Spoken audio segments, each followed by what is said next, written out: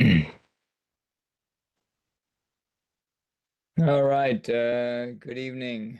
I'm Dr. Randy Weintraub, instructor of our Chem 210 nutrition course for the summer. This is for an orientation of the course that we're have started 1 week ago. Very important to point out some things to be aware of, be successful in the course, make it enjoyable, get the most out of it as possible. I am recording this for those that can't make it. It'll be posted a little bit later today. As stated in the syllabus, I do these optional live WebEx sessions periodically through the course. And just to add a live element to this distance learning, to have an opportunity to discuss any questions, difficulties, some interesting aspects of what you're learning, maybe bringing something in from outside, whatever. And these sessions, they when some students see the recording, they say, "Oh, that looks interesting. Maybe I'll pop in or be present." It's nice to do that. So I appreciate those that are here now. So you should see. I do have a PowerPoint here going through many of the really critical things to jump on to be on board with to be successful. First, of course, this is a summer session, which I'm sure you know is a bit shorter than other semesters. This is 10 weeks, so it does feel like it goes by quickly. So you do have to plan out your work and other things in our lives to be successful, keep up, not fall behind. That doesn't make it enjoyable and not the greatest kind of environment to get the most out of it. So these are the topics there that I'll go through, and certainly if there's questions or comments, please just jump in. I'm not I don't have the chat even open yet, so please, if you do have a comment or question, please just open your mic and just speak up. Again, Randy Weintraub. I do a little bit of introduction in a bit, but I've been teaching this course as a senior adjunct for it's coming up on 10 years. Of course, in the past, it's always been live in person, and I started out at two campuses, Pemberton and Willingboro, teaching this in the evening. I do have I teach at a STEM-based high school also in the Princeton area, chemistry and environmental science, and this nutrition and environmental science is my formal background. Okay, so we'll talk a little bit about Blackboard, syllabus, expectations. Very important, the schedule. MindTap and the Diet and Wellness Plus, the Lockdown Browser, Respondus Lockdown Browser. Respondus is I guess the company that makes this application. And already said something about these live sessions, that they are optional and they are recorded and posted to for those that want to look at them or see parts of them again. Okay. I like to use this analogy, the FedEx logo, in just the whole topic of nutrition. It's nutrition, of course, and food and eating is more ubiquitous than FedEx logo, but FedEx logo is around a lot. And just like in eating patterns and nutrition, there's hidden things that we'll learn about hopefully through the course. And the thing in the FedEx logo, hopefully, like you'll learn things in this course, there's something that is, once it's revealed to us, we don't not see it again. So does anybody know what I'm talking about in the FedEx logo? Maybe not. Okay, it's not super important, but it's something very interesting. Right there is an arrow. So it was actually designed, whether we're conscious or not, that arrow is there, and we don't not see it again. So it's pretty interesting. Anyway, there's other logos that are around that are interesting. For instance, the Tostitos chips logo there. You could see that right over here, there's people, one person here, holding a chip there, and there's a bowl of salsa there.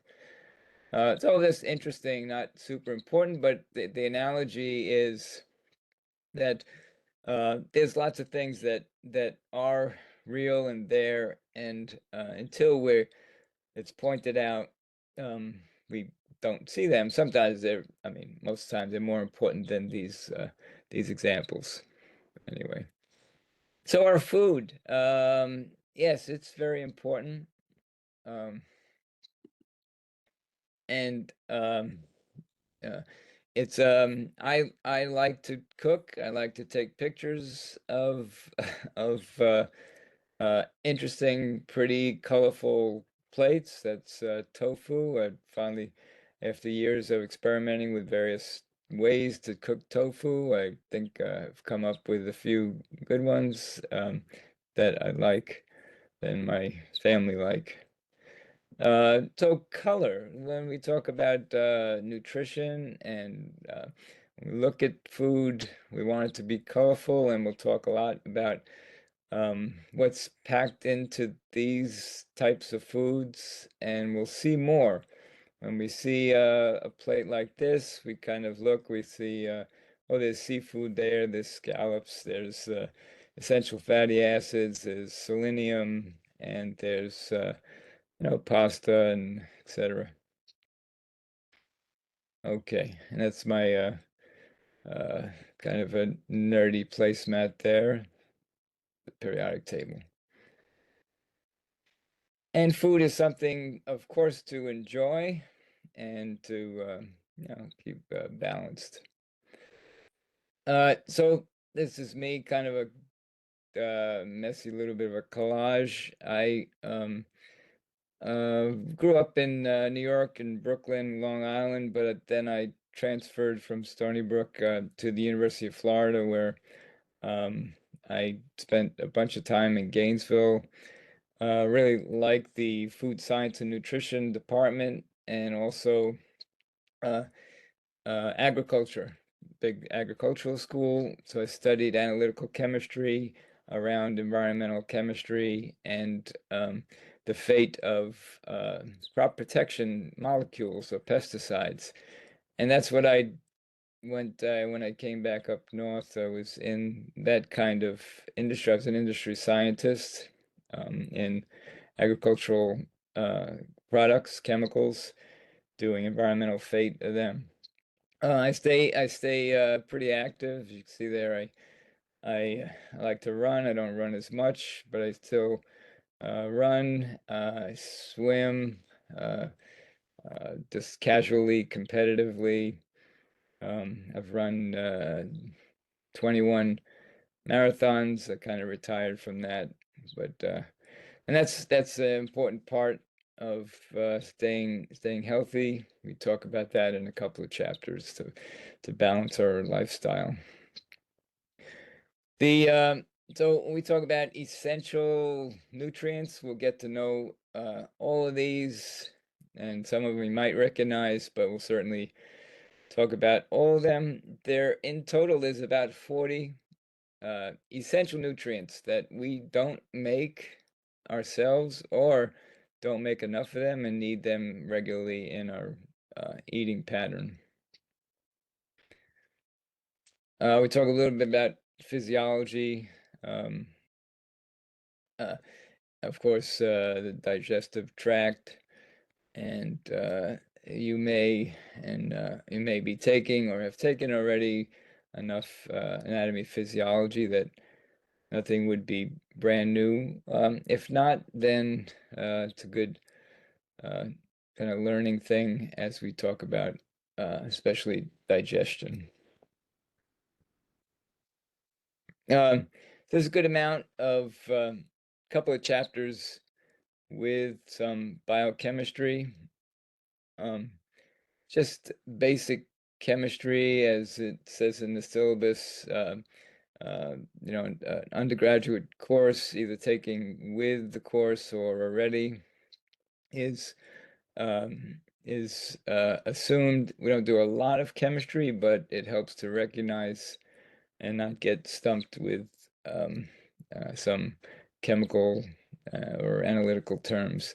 This is showing the macronutrients and how we talk about how they digest it and some of the pathways of in metabolism generating mainly the energy system ATP. As far as our class, this class, so currently is 27 students are enrolled. Sometimes that fluctuates, goes up a little bit, goes down a little bit in the first few weeks. Hopefully we stay around this size. It's kind of a nice size. Why I say that is what's interesting and always commented at the end that students enjoy the discussion boards and hearing what others say and what others might comment upon their own answer or comment to the discussion boards. They're not quite every week, but frequently there's a um, discussion question. Doesn't take a lot of reading or extra work. It's just focusing and practicing some writing skills, communication skills. And you're prompted, maybe this first week was to, a lot of people did finish that already, is to watch a video about describing a narrator describes and has done research on health, so-called health gurus, and how they went through their life and how long did they live, that sort of thing. And so we have those regularly there. Try to keep them, of course, aligned with the chapters that we're going through. So here's a profile or how students have answered the pre-class questionnaire. Uh, Um, and the majority, it's as expected, for an academic program. And it's nice to see that um, that we want to have a mastery of nutrition. It's so important to be healthy and to get the most out of life. As far as career paths, this is commonly the case. The allied health careers that students are on track for or um, looking to advance or go laterally in those types of professions, dental hygiene or technology, and medicine, veterinary medicine. It's usually not that high. That's great. Nursing is always students at RCBC are looking to advance or go into parts of nursing profession, and then a variety of others you can see there. I also always post for those interested the PowerPoints that I show. Um, for each of the chapters or for this one right here, if anybody's interested in looking at it more closely. Most common source of nutrition information. So that's commonly the case, that we get so much of our information from online sources. We have to be critical of them, of course, so we talk about that a bit, what's reliable sources, and really try to stay with those, recognize those, and read a couple of examples of where nutrition knowledge generates from, and that we hardly ever know everything solidly, because we always have to keep kind of asking questions. Where else? Traditional media and healthcare professionals and each other. Hopefully not as much from just social media, unreferenced social media. That's a dangerous place of information. And what, a couple more. Common source of, we did that already. How much do we prepare our own food as opposed to pre-made or packaged? Let's see, all the time, 15% of students said yes. That's most of the time, 35%. That's pretty good. So it's 50% of students are saying that all or most of the time we prepare our own foods. We can call that real foods, as opposed to packaged and preserved, and we don't really know exactly how things are prepared at outside. All right, I want to point out some important things just to highlight. Of course, all classes usually say syllabus very important to refer to have around, to know what's in. If we have a question that's about the running of the course, it should be the first place we look, and then certainly ask questions. I try to be clear and comprehensive in the syllabus, but certainly there could be questions. This is just the first page of it. Our textbook, we know the 17th edition is coming out soon. That'll be, so next semester, we're told, will be a 17th.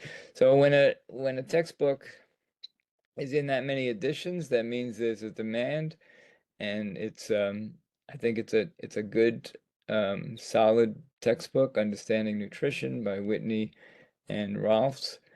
They added another person in the next edition that, as I said, is should be released this year. And I was actually on the search panel evaluating the 4 authors or editors that were vying for the position to be the next editor of the book. Course outcomes, we see there a little bit of the chemical principles involved, things like osmosis, and oxidation and metabolism, those kind of big picture chemistry principles. The classify major constituents of the nutrients that make up good nutrition: water, carbohydrates, fats, protein, vitamins, minerals in our eating pattern, key digestive, absorption, and transport components, a little bit about how we classify eating patterns, energy balance, and what varies among populations as far as metabolic pathways. So they're the general big areas. In all courses, you get a certain amount of this, just developing overall success skills. That's communication, writing, knowing how to learn things and study, take, how you organize, how you think through things, whether it's taking electronic notes, whether it's on paper or any other kind of patterns of how you can learn. Other course policies, just generally the main things is, and I've never had a problem with this in discussion boards, that's to be respectful with one another, have an open mind, looking at what others are saying, um, and just kind of enjoy the interaction and learning how other perspectives. The schedule, this is very important. You should, because as I said, the 10 or like 11 weeks go by, I feel like they go by pretty quickly, as other summer activities, you're blending in. So there are weeks that you're asked to do a couple of chapters. It's not hard reading. The mind tap exercises are to enhance the learning process, slow down, not just whiz through and read something, but to stop and answer some questions and do little exercises and things to learn the main concepts. Uh, so this first week we have these introductory chapters. The second week is a little more detailed. That's a very important chapter, chapter 3, digestion, absorption, and transport. That's an overview of that topic. Then we look at each of the individual components, and we start with the macronutrients, carbohydrates, and lipids, fats, and then proteins. And in between there, we have that exam 1. The exams work that they're open for 2 or 3 days, that you pick a time over that period of time to sit down, concentrate, and use the lockdown browser, and then and take the exam. Typically, the exam is 100 minutes and 40 questions, multiple choice, and some open-ended, short essay type.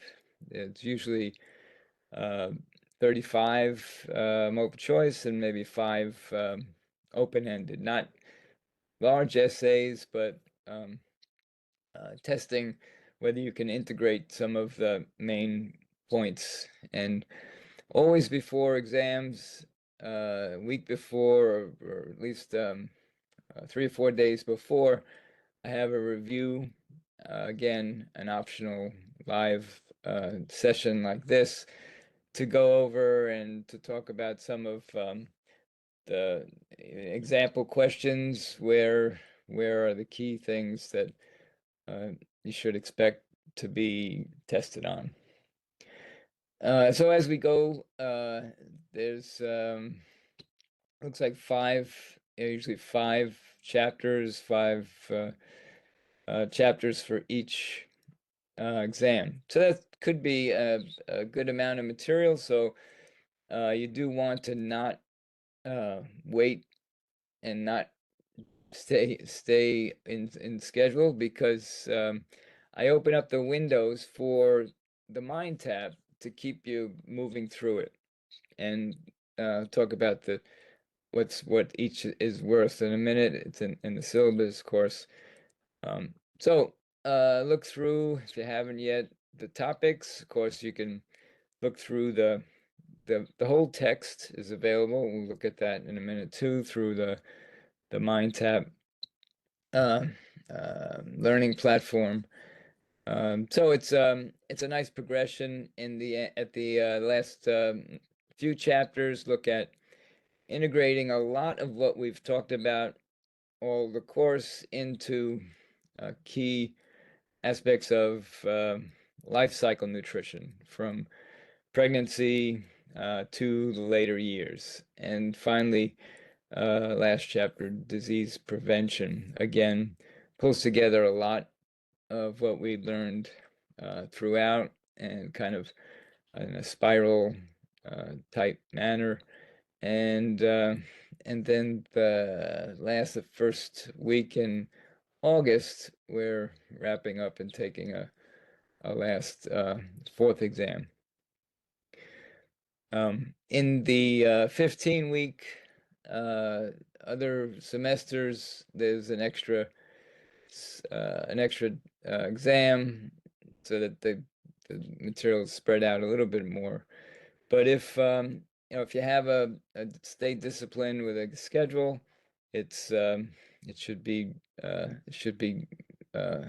certainly handleable if you stick to that. Wait a minute. Okay, I just found an error there. So this is 4 exams. So there's 4 exams, and together they're worth 65%. 25% is the mind tap.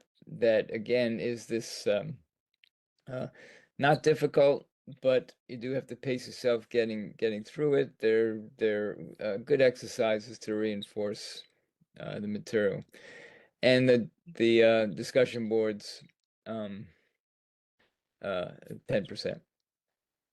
And keeping up with this stuff, usually, if you're conscientious and go through this, it doesn't take a ton of effort to make sure you get all this credit here, and then you do your best on exams, and then it's kind of standard grading rubric there.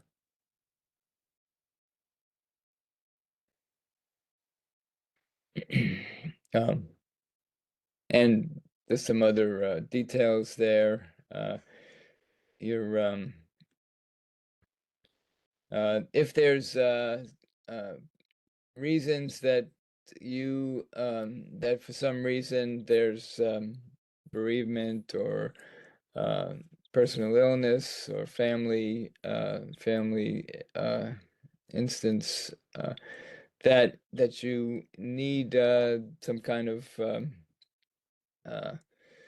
extension on things, certainly you explain that to me, and I'm certainly I understand that things unexpectedly come up. Other standard policy is there also regarding you'll be notified if something happens and you need to withdraw or want to try to get qualify for an incomplete grade to continue at a later point. That there's information that is at the end of the syllabus where you can hot links that you can get to through the RCBC website. This is important: academic honesty and plagiarism. That's what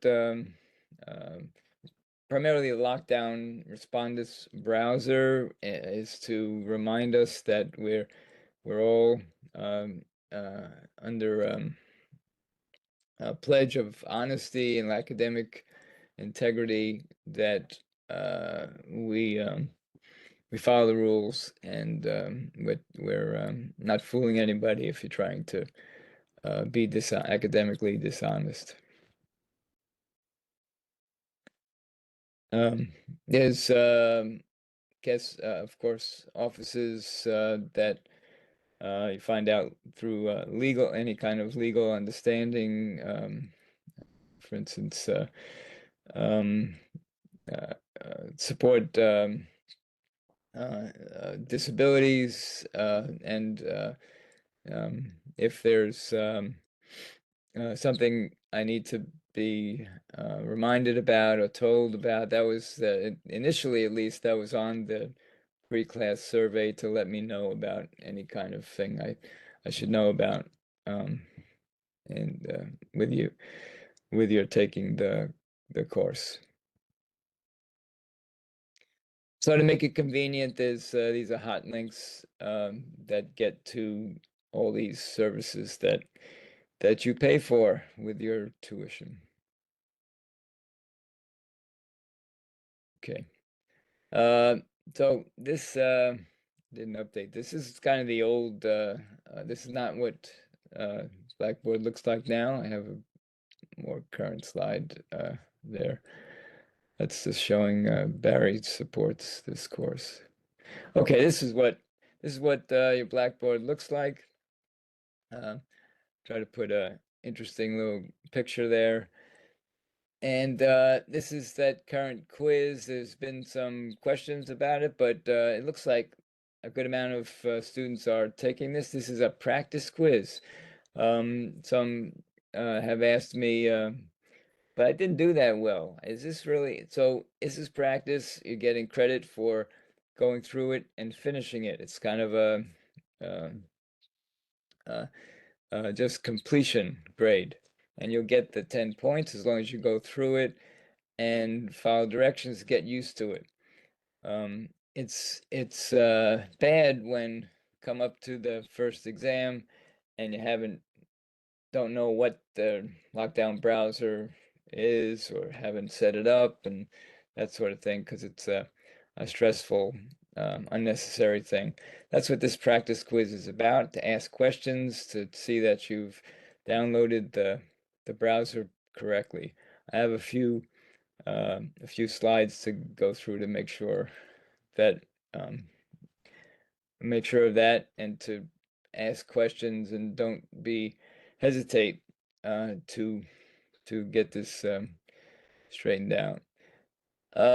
Announcements are important, and I always click on when I send an announcement that you should see it in email, not just on the when you go to Blackboard, but you should get the announcement in your RCBC email. A reminder, always use your RCBC email when writing to me. It's just that's college policy, and it's easiest to to view to track any kind of exchange of information that you always use your RCBC email. Also, contacting me, I prefer and see it more immediately if you write me via email as opposed to through Blackboard. Through Blackboard, I don't get um, notices. Uh, I think they're working on that, but I don't get it immediately. I have to kind of go through and then see a little message up in the um, that there's a message. I don't get the like an email I'd see right away and respond as fast as I can. Always in less than 2 days. I try to make that in less than a day to respond to you that or answer or say, let me work on that, or let's have a quick WebEx chat and we'll figure that out, that sort of thing. Announcement syllabus, weekly assignments, discussion boards. We'll look at the MindTap link. Exam access, so you'll see when an exam comes up, it'll be at the top of course content, like you see this practice quiz right here. This means that means you have to have downloaded the browser before you start this because it won't let you take the quiz until you have that. There's sections that are called other recordings and additional resources, and I'll be pointing out this next time a little more, but you should explore these if you can. These two little modules that they call these things here, other recordings, some helpful stuff. For instance, um, the lockdown browser, if you have questions about how to set that up, there's a recording there about that. There's a recording for the diet and wellness activity in MindTap that sometimes is not completely clear. So that's the modules. So each week is the module gives you dates there. This should correspond with the syllabus if you're looking at that. And this I think I updated this. I didn't. So that's the first chapter. There's 2 chapters in this first week. And then other things within the module, when you click on this little arrow here, it opens up the things that are within this module. And for this week, there's these type of things. This gives you general directions for what's going on this week. Here's the taped lecture that I did for the chapter. This is the discussion board right here, and hopefully you find everything without much trouble. You get used to it. When you open up the one of the main thing in the module, it gives you this kind of thing. And this is repetitive. Each week is very similar to this, with the change of here, chapter 1, chapter 2, and it reminds you to complete the MindTap. And within MindTap, these are the activities. There's a chapter pre-quiz, gives you an idea of what's there. And usually you get, for most things, little quizzes, you have more than one attempt. So it's not supposed to be very difficult. You should be able to get most of the points that are available. I'll talk about in a moment how many points are available each chapter. But there's a case study that should be interesting, related to the topic of the chapter also. That's another look at what's in the module. The PowerPoint of the lecture. That's this. This is the recording. These are all the recordings are easiest to handle. I put it in a YouTube channel and then give you the link to that. And a study outline. These are very good. They're very detailed, sometimes a little more detailed than necessary, but they're at least lays out everything. You'll think you'll see that they're very, very good. MindTap. And so each week you have 1 or 2 chapters that should go through. MindTap tools are very good. There's more than probably you have time or want to get to use. This one right here is the whole book. This one, if you want to have something read to you, if you want the book or sections to read to you, it even does that. This is the diet and wellness app that I'll talk to you about in a minute. What else? There's flashcards, and there's note taking if you care to do that. There's highlighting. So the whole bunch of things if you're used to using a lot of online textbooks, and all the tools are there.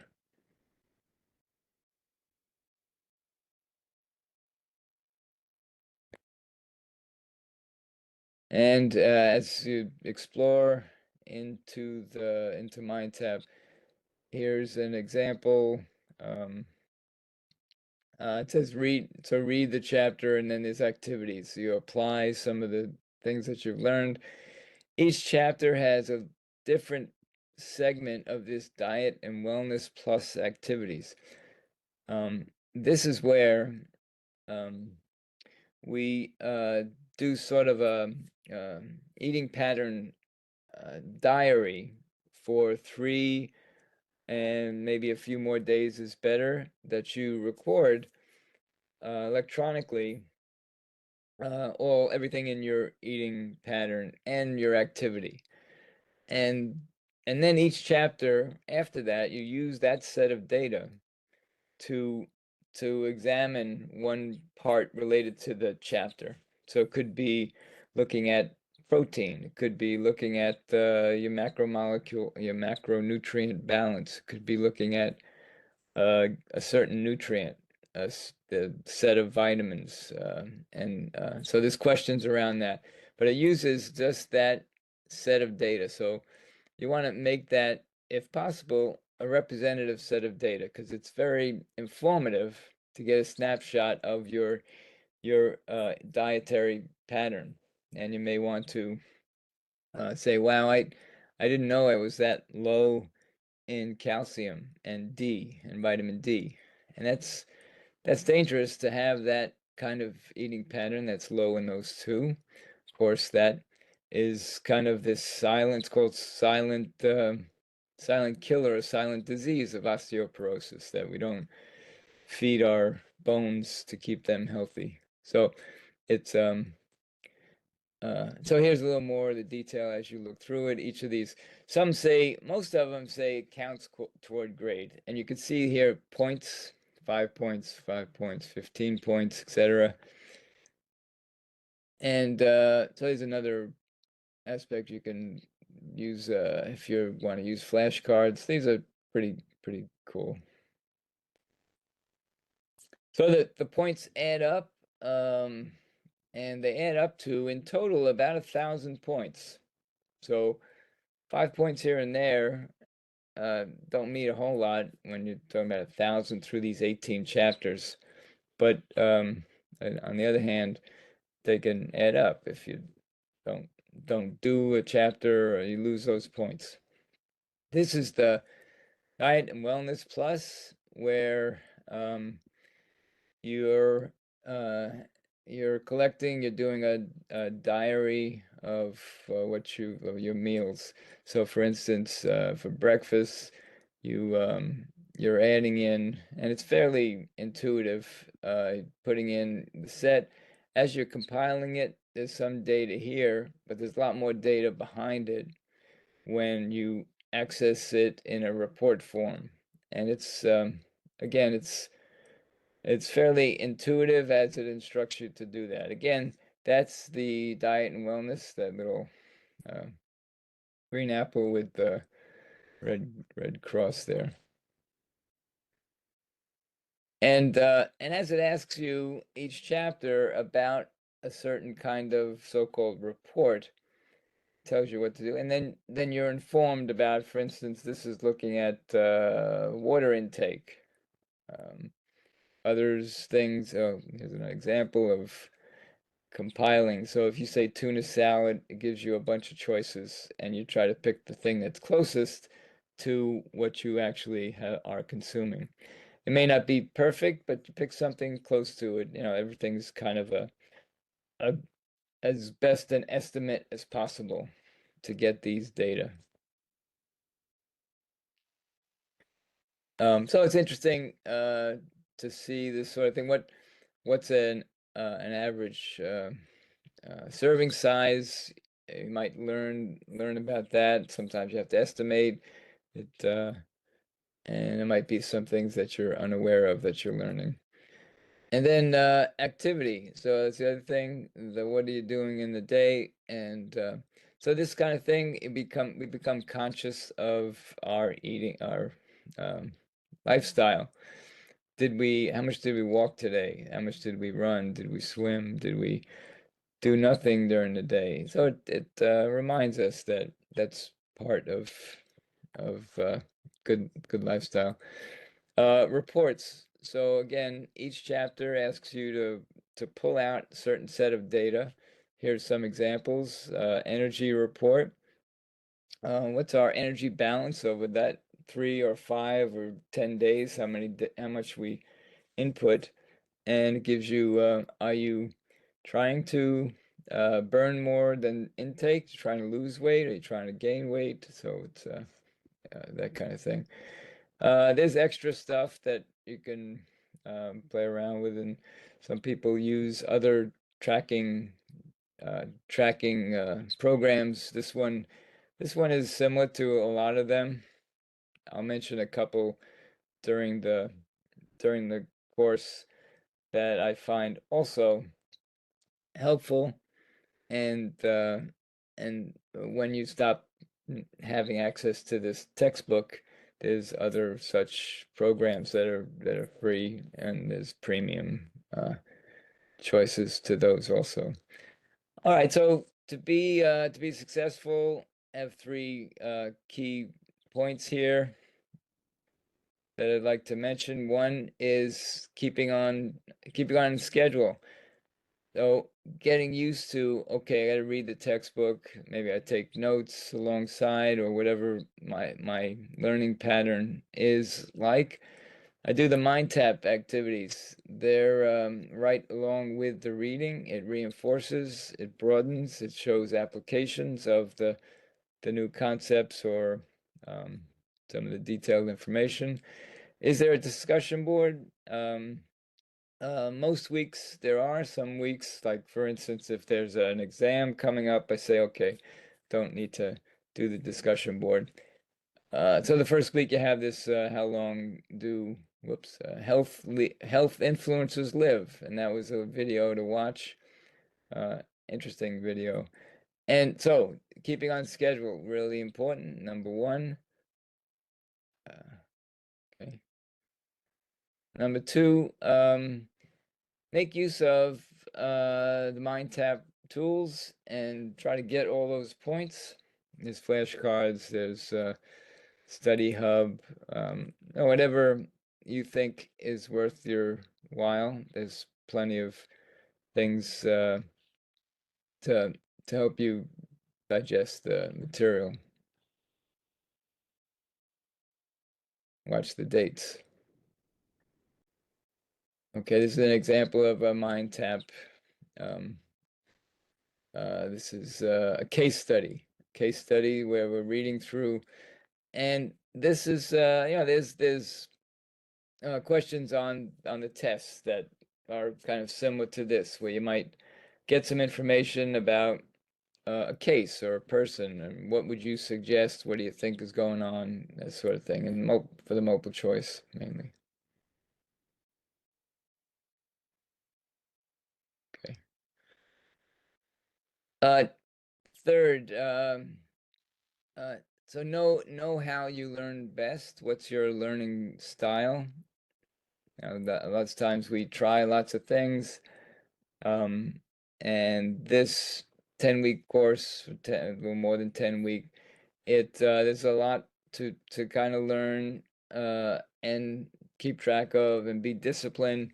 How is that you're learning? Is it do you use a spiral notebook, which is a really good idea to write down, because we we probably know and maybe not practice always, but when we slow down and write, uh, we we definitely file things and have them more accessible than just going through them on a screen.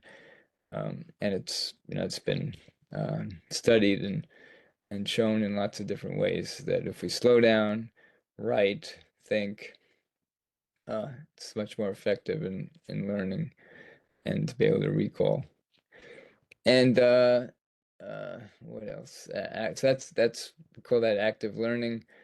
You might want to interact with someone else in teaching them something or asking them something about the material, and make funny things on a colorful plate. I don't know,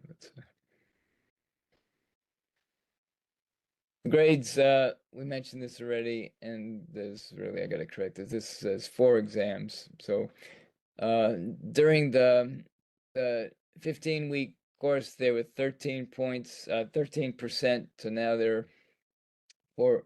So it's maybe a little more than 13%. I don't know, 16, 17% each exam of the grade.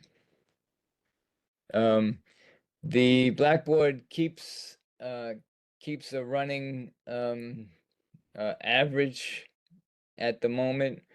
Your Mind Tap average goes into Blackboard, so that is the 25% does become average, so you have a running average of how you're doing in the course. If you're having some difficulties, don't wait too long to ask me um, about some tips or how you're feeling about learning the material. I try to reach out to anyone that I see is kind of not keeping up with MindTap or not doing very well in the exams and ask what what's going on, how can I help you, sort of thing. Okay, I said that there's yeah, we saw that it's about 50 points per chapter in MindTap, comes out to something around 1,000. And it's 25% of the grade. So for instance, a 5-point assignment is could be about 0.2% of the grade. So that could add up.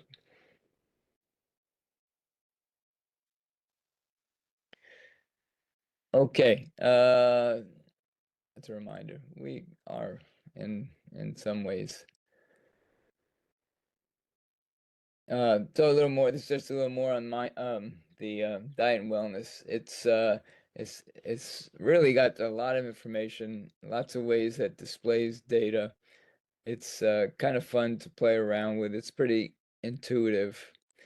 And again, it's highlighting the things that we're learning. For instance, these are the essential fatty acids, and that's not a common thing. Everybody knows that there's essential fatty acids that we need to take in, and we use them to make other important metabolites in our body to uh, keep us healthy. Dietary fiber, important. Another thing that majority of people are don't get what's required. Um, that is the suggested amount of dietary fiber. That 25 or 30 grams of it.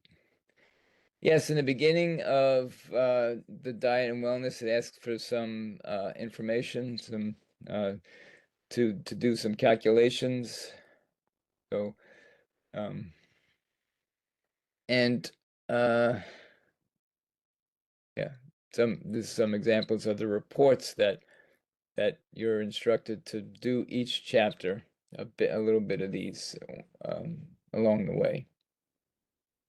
And you get a whole lot of information, where protein comes from and how much protein should we have in a day, sort of thing. All right, just a lot of data there. A reminder to do this, and if you have trouble with this, then look at the resource or ask me.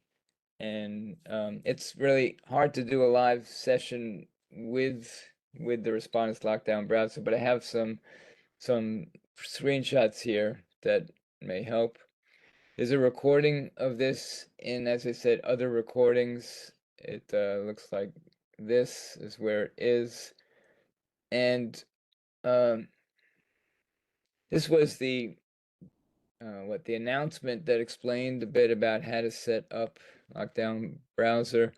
There's pretty good video instructions there. This is what the Lockdown browser looks like, for instance, on a dock of a Mac. That's the logo that should open up when you're ready to you close everything else on your computer and then open that. This is for the installation. You have to install the specific one for our college. If not, then you get things like it asking for password, which this should never be a request for password, because I don't password protect them. That means that it's not installed correctly, or using I'm not sure what it is. It's various things that are not clear even to the developers. But if it's asking for a password, um, then something's not installed right. Have to install this one, and then you go through the directions, and then looks like that. So when you open it up, you log in as normal. You have to do this. I think that I can't be positive, but I think you need to type this in as opposed to using any kind of automatic fill. I think I'm not sure about that. And then you go the normal way to get to Blackboard. And that's what the quiz looks like when you're in. You see that no other tabs are allowable and they're closed, and then you could begin the quiz or test or whatever you're using Lockdown Browser. And there's a set of instructions. If you've taken the quiz already, you know that this is the case. There's a bunch of screens that you go through. It asks to check this and read the instructions, show a photo, show an ID. I mean, take a photo, show an ID. Environment check. So this is just assures me that you don't have all notes and things or a phone around, right? This is for ensuring academic integrity. Facial check like this. That's me there. You're showing an ID. And it reminds you, and if you're in a darkened area that it can't see you, the program stops and says, it's too dark, this is not following directions or whatever. It's supposed to be seen on screen the whole time. So don't think about it, just to be in the screen and then concentrate on the quiz or test. And then you'll be able to begin the quiz test.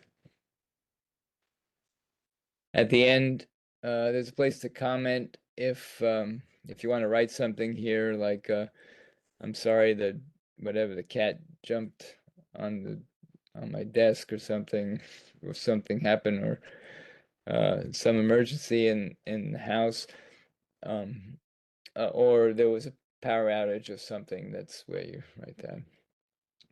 But also, I always write in the beginning of exams, if there's something that occurs unexpected, to email me.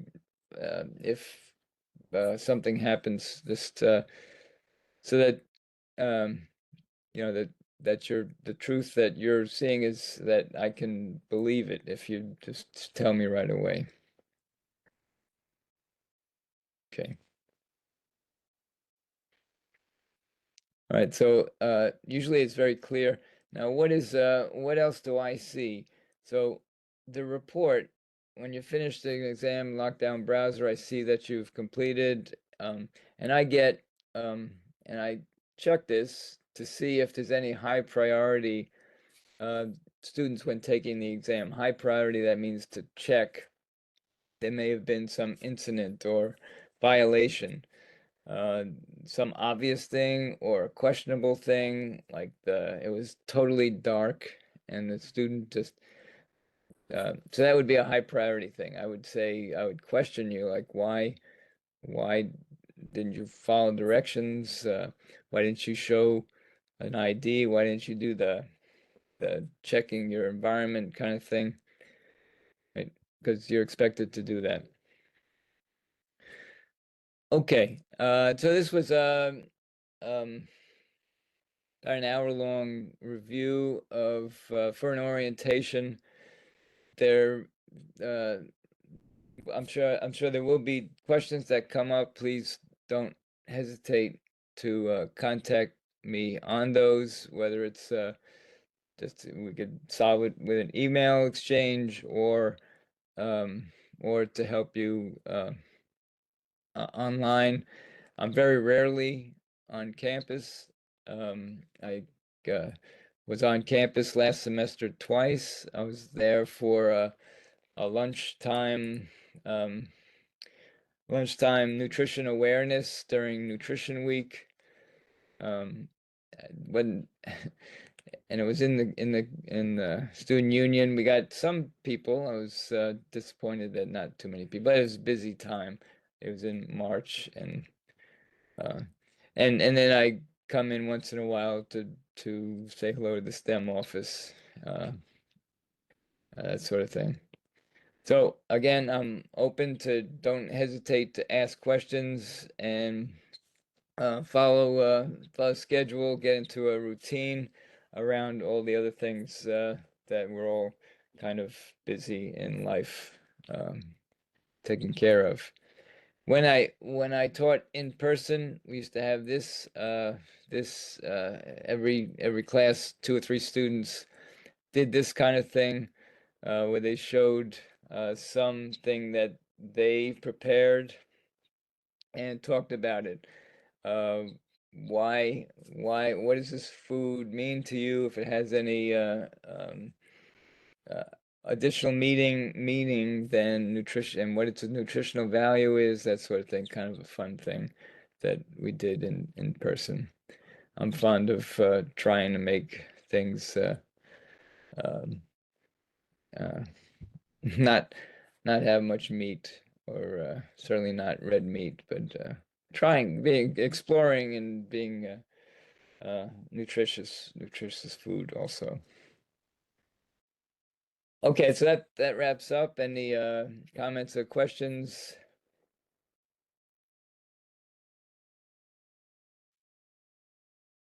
Okay. All right. If not, those that joined us live, thank you very much. It was good seeing you. Okay.